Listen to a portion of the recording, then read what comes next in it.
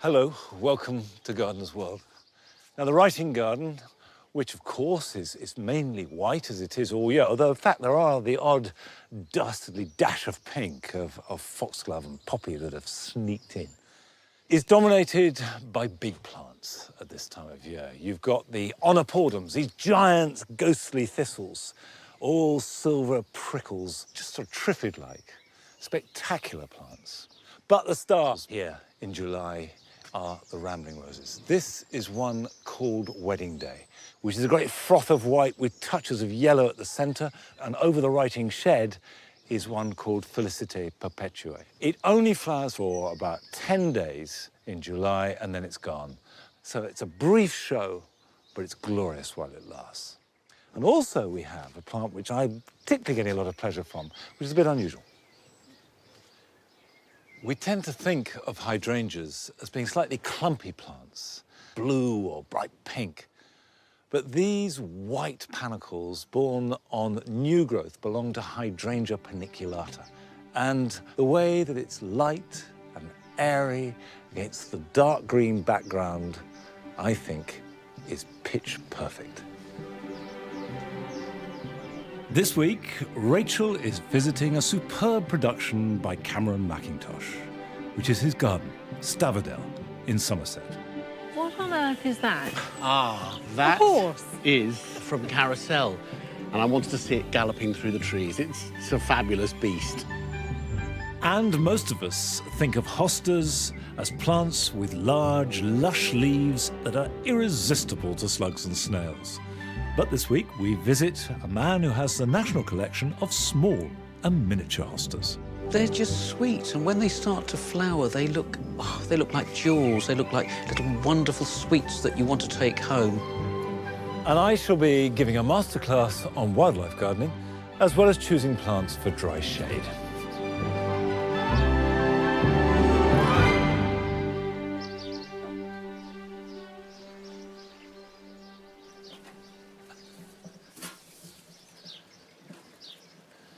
Last year, I made this garden with a clear brief in mind.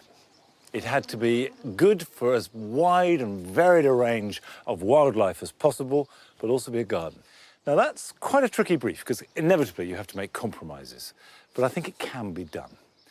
And that does mean knowing what you want and then apportioning areas to it. So, for example, here, I've got a patch of nettles. Now, to most gardeners, these are weeds. But to certain butterflies, they are the perfect place to lay their eggs, so really important. You need a pond in a wildlife garden.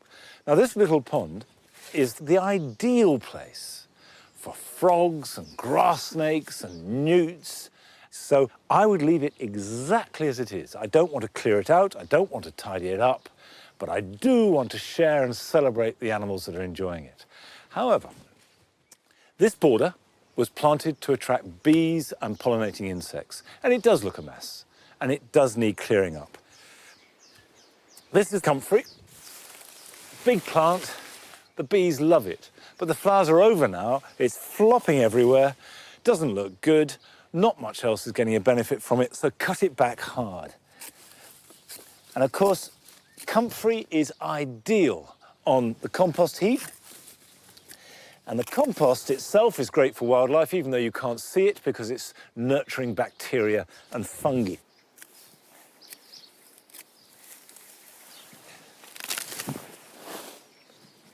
You can see straight away there's a bit of space. Now, what has spread this year is the annual geranium, Geranium dissectum, which looks nice in spring. This time of year, I think we can just pull it up.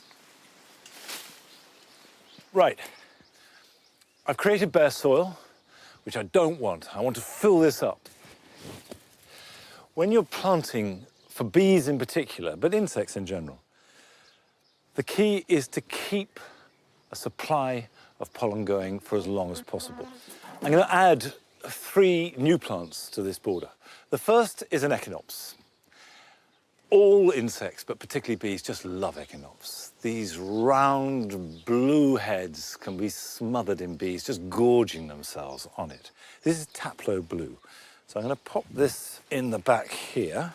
Let's position that like that. I've got some syrinthy, which I've grown from seed. This is Syrinthy purpurescens. And again, fabulous for bees. Not nearly as big as the echinops, but look at that colour. A good, strong colour, lovely glaucous leaves. So we can put a group in there which will work with the sedums. Sedums are brilliant. Late summer, autumnal flowering plants for bees. One of the very, very best. And finally, I've got this gorgeous achillea, terracotta. It's a broad flower head. Insects love it, and the colour is superb. So we'll pop that in like that to get the sun. And I've got a couple of others, but just let's get those in the ground.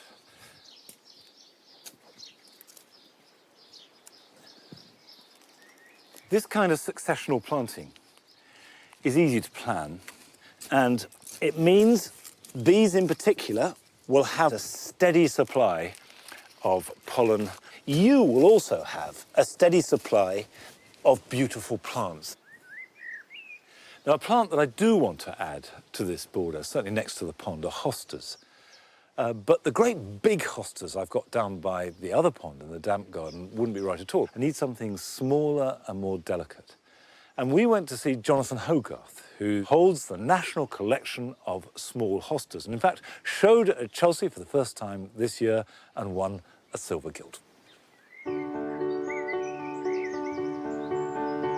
Hostas come in all different sizes, but the particular type that really take my fancy are the small and the miniature ones. They're just sweet, and when they start to flower, they look like jewels. They look like little wonderful sweets that you want to take home. There's always that one plant you can't resist when you're out shopping. You think, oh, that's nice, I think I like that, so you buy it, which is out of control, yeah, okay. When I got the collection, it was something that was suggested to me that we should split the plants up so that should anything happen in one area where the plants were displayed, that the other area would still save that particular plant. By splitting the plants, that's when the problem started. I took a good-sized plant that was about 6 years old and I split it, and both plants died. They'd lost that spark to live. Once you got to a point where you were splitting them, they were just too small. I needed to find an answer, and quick, really quick.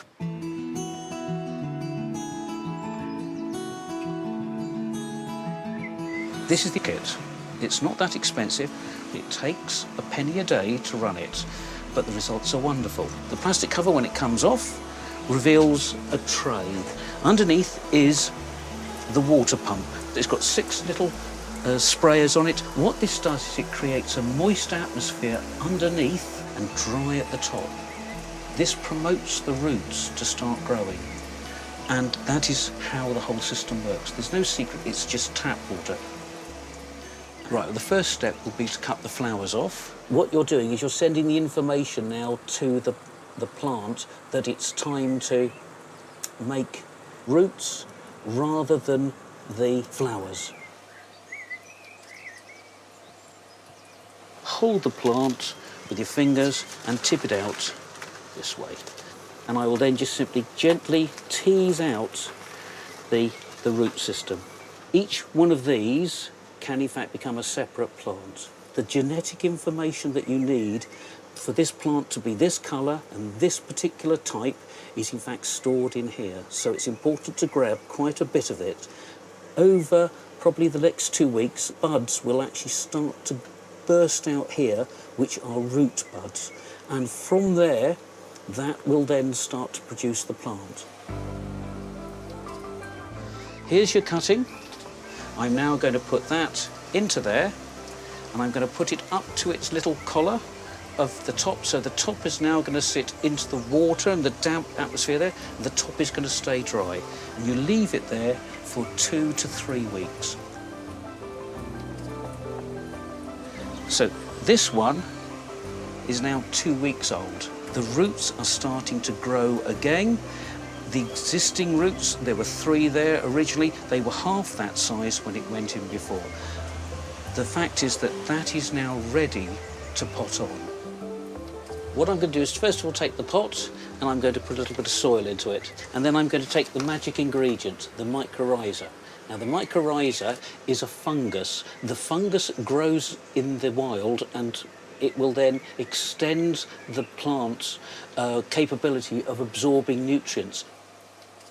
I'm going to add some grit on the top and make it more difficult for vine weevil to lay its eggs into my nice new plant. And that is it. There is nothing else to it.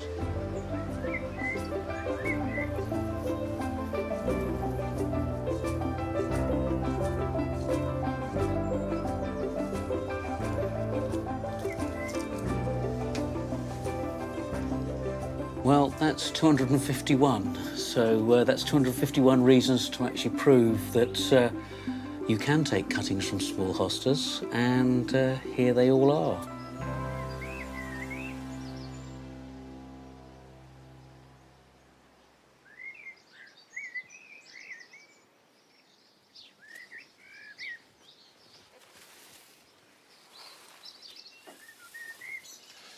I've never tried taking cuttings from hostas. I always propagate them by division, but I will now because I love them. Now, my hostas tend not to be eaten by slugs and snails, and I put it down to the fact that if you have a healthy plant growing in good soil, it's much more resistant to any attack. Whereas if you have a hosta growing in a pot or in poor soil or erratically watered, that's the one they're going to go for.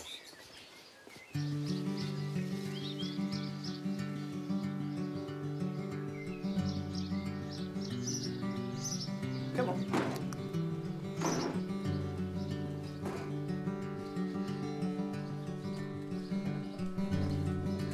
Well, if the most common question I'm asked about is how to deal with slugs, close behind it comes how to deal with dry shade. And I've got an area here in the spring garden which exactly fits that description. And I've got 3 plants which actually make a lovely, delicate composition together, which will thrive in dry shade.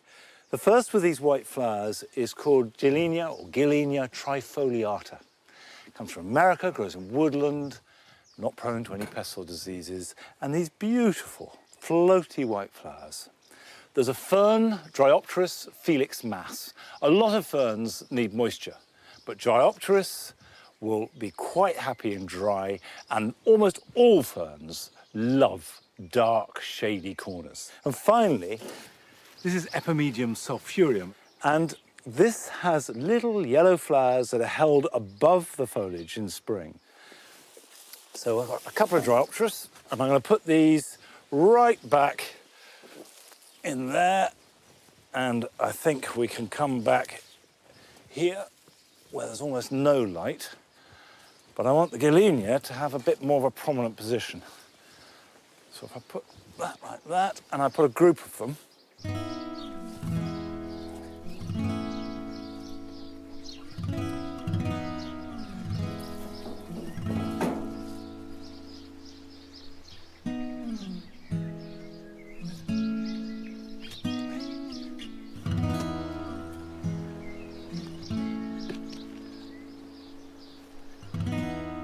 white works really well in dark shade.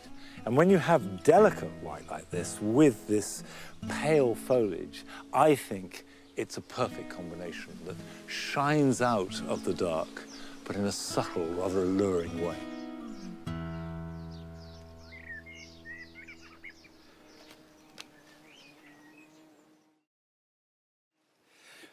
Okay, plant's put in. Now, even if you have a plant that positively thrives in dry shade, when you put it in the ground, give it a good soak. And don't let it dry out until you see it actively growing.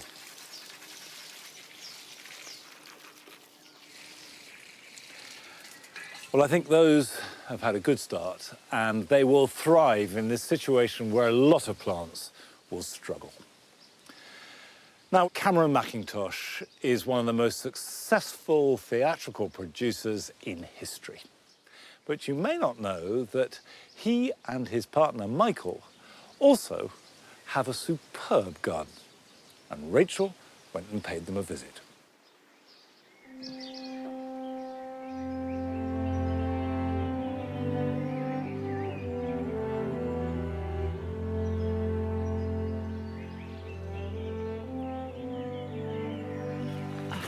Goodness. This is incredible. Absolutely incredible.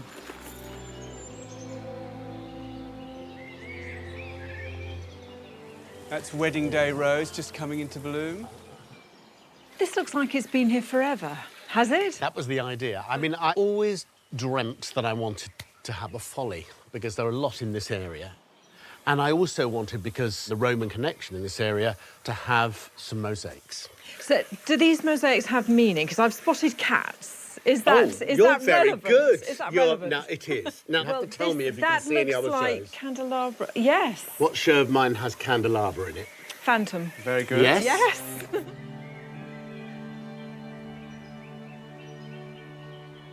What on earth is that? What is that? That horse. is Bob Crowley's brilliant horse from Carousel. And when the show run ended, it was outside the Shaftesbury Theatre. I couldn't bear to throw it away. So I said, I know exactly where I want to put it. I remembered these trees, and I wanted to see it galloping through the trees. It's a fabulous beast. Magnificent, isn't Great. it? Now, Cameron, if you're going to miss your train if you're not careful. And I can't take the horse? No, you can't. No. Goodness me. Well, we're carrying on, aren't we? We are, We've got loads absolutely. more All right, to I'm see. going to go. See you Bye-bye. again. Lovely to Bye. see you. Bye-bye. It's quite a statement, isn't it? We've got an even bigger statement over there. It's the elephant from the Les Mis movie.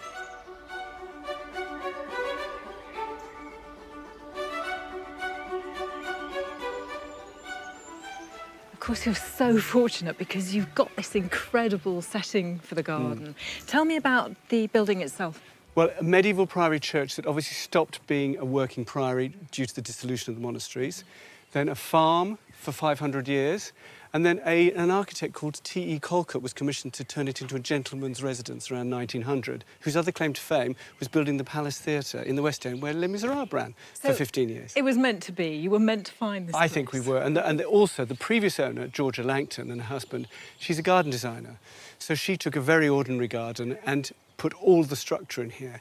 All the box shapes, the yew, all of the topiary, the Portuguese laurels, and it's that structure that we have taken on and developed and filled in and enjoyed. And what structures? I mean, look at this is like a coco de mer or perhaps a peach. No, we call it the bums.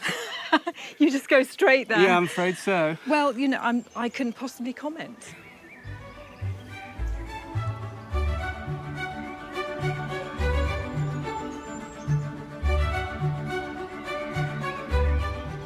How hands-on are you? Well, look at the scars, fingernails, the knees. I mean, it's not exactly an opening night outfit, is it? And I've got my secateurs here, That's ready proof to go. indeed, proof indeed. Now, look at this. This, to me, shows such a masterful use of colour. Well, it's interesting because I never draw any plans. I just get the plants and I find what feels right. For example, this Scabiosa blue butterfly, I was in the nursery beds until last week, and I just thought that colour worked really well with the variegated Miscanthus morning light. The general tone along here is much calmer and softer. For example, this geranium blue cloud, which I love, when it comes up, you see the cut leaf rather pale, and that's when the stick supports go in, because it really, I mean, we're only in June now. You imagine by the end of the summer, it's up to here, and then it is a blue cloud as opposed to a complete blue flop if you don't put the supports in.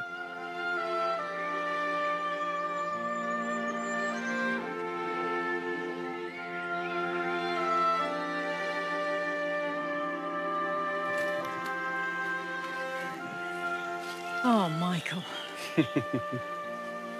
Oh, my goodness.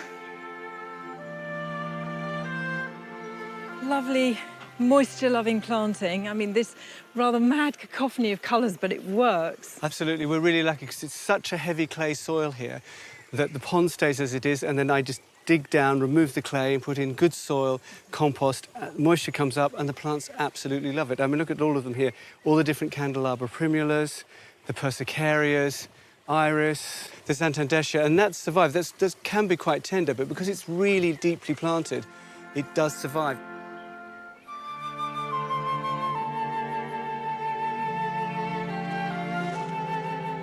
This is one of my favourite views of the garden, through the gate, down the rill, to the bench at the end.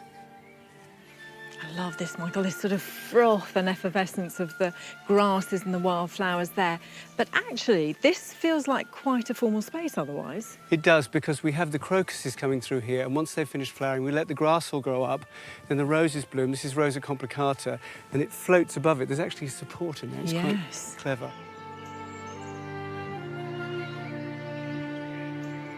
One of the wonderful things is the emotional impact I feel in this garden seems to be reflected in the visitors as well. Yes. They feel something when they come through here. And I just think that's the most magical thing about this garden. It's infectious.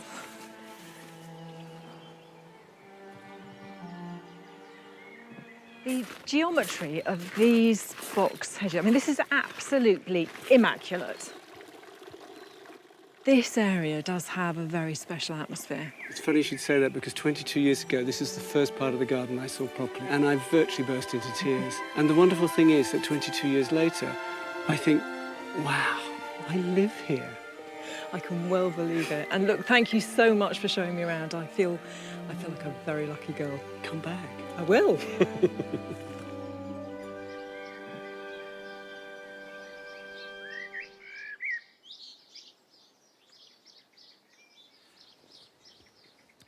Well, I was lucky enough to visit Stavadel in early autumn, and it looked fantastic, and it's lovely to see it again in midsummer. A really special garden.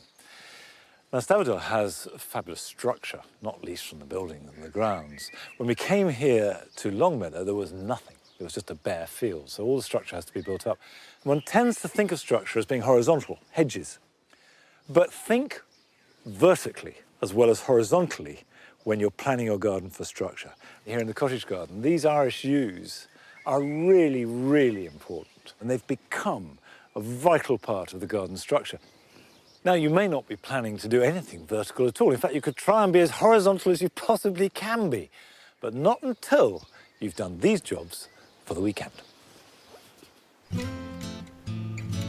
If you grow chilies, you'll have good-sized plants by now, and they'll be starting to produce fruits. To get maximum performance, they will need feeding. A basic tomato feed is ideal, and liquid seaweed, and give them this once a week. This will encourage lots of flowers and therefore fruits for months to come. Although it's still a little too early to cut hedges because there's a risk of disturbing young birds, it's not too soon to clip topiary, whatever shape it is. By cutting it now, you're effectively summer pruning, and this will hold the shape crisp for the next few months, and then it can have another light trim before winter. To get the very best from your sweet peas, it's a good idea to pick all the blooms every 9 or 10 days. This will result in really good performance in your borders. It'll delay them going to seed and also give you wonderful bunches of flowers to decorate the house.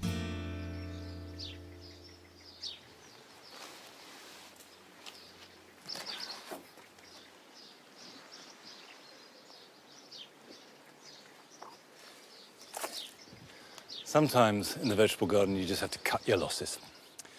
This is a lettuce called Little Gem. Delicious, sweet little lettuce. But you can see that these have bolted. By bolting, it means it's setting seed. And if I strip these outer leaves off like that, you can see quite clearly a stem is underneath there.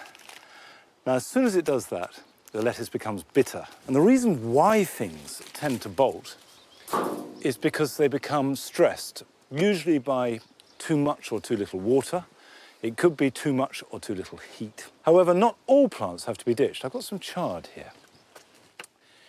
This is ruby chard, which I put in a few months ago. It's grown very well, but you can see that there has developed a stem.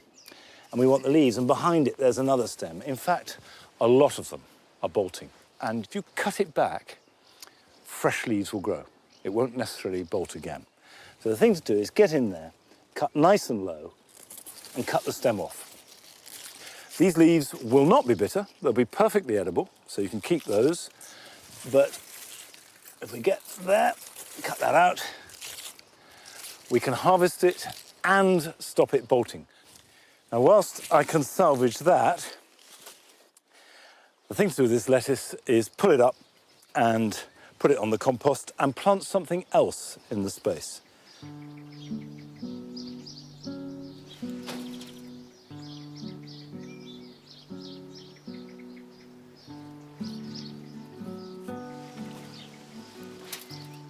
What I'm going to plant in there is a few Florence fennel. I've grown these from seed, and Florence fennel you grow for the fleshy base of the leaves, which should be really nice and big and juicy. Now, I sowed these on the 18th of April. It's not too late, though, to sow seeds now. Florence fennel will grow fast, they respond to heat. Sow them direct where they're to grow or in plugs or seed trays. Grow them on and you'll be harvesting them in late September and October, and they can be very good at that time of year. Now, to stop these bolting, I need to keep the water supply continuous. So just steady water. I don't flood them every now and then and let them dry out, but just make sure that the growth is unbroken.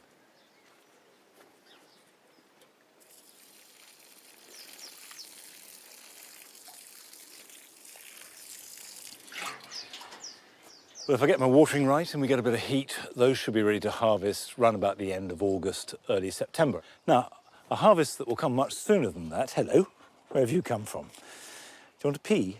Dogs love peas. I've got Blaustocker, the purple podded peas that I sowed. And you've got the wonderful chocolatey purple pod. And if you open it up like that, inside a neat row of green peas. And peas from the pod are so sweet. That's why you grow peas.